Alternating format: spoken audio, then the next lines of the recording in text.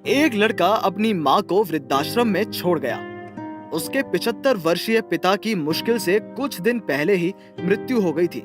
लड़के की 72 वर्षीय माँ अब उसके लिए बोझ बन गई थी, तो वो अपनी माँ को बेहतर देखभाल देने के लिए उसको वृद्धाश्रम में छोड़ गया। पहले पहले लड़का कभी कभार अपनी माँ से मिलने जाता था, लेकिन कुछ ही दिनों में उसने अपनी माँ से मिलने जाना कम कर दिया। उसके बाद से वो कभी कभार ही अपनी माँ को देखने के लिए वृद्धाश्रम में जाता था। आखिरकार एक दिन उसकी माँ की तबीयत खराब हो गई। वो अपने जीवन के अंतिम पल में थी।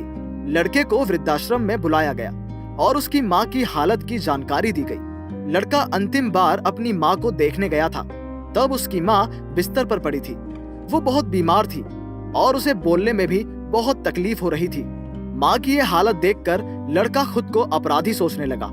उसे लगा कि उसने अपनी माँ के साथ अन्याय किया है। लड़का लगभग भूल ही गया था कि उसकी माँ एक वृद्धाश्रम में है। वो करीब 1 साल बाद अपनी माँ से मिलने आ रहा है, जब उसकी माँ मर रही है।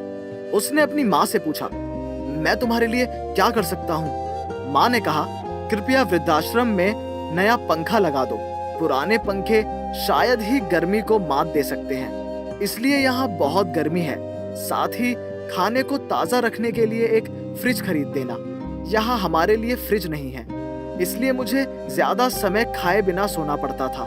साथ ही पानी का एक फिल्टर यहाँ छोड़ देना।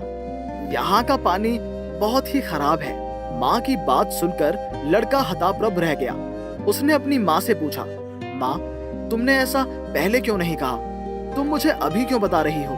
आप अपने जीवन के अंतिम क्षणों में हैं।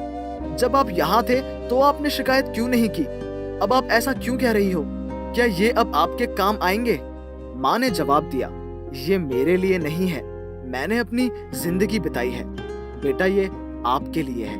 मैं अपनी गर्मी, भूख, प्यास सबको सहती रही हूँ, लेकिन मुझे डर है कि जब आपके बच्चे आपको बुढ़ापे में यहाँ भेजेंगे तो आप इसे सहन नहीं कर पाएंगे, क्योंकि हम आपको बड़ा बनाते समय इन बातों को कभी भी महसूस नहीं होने देते। लड़के के पास अपनी माँ को जवाब देने के लिए कोई शब्द ही नहीं थे।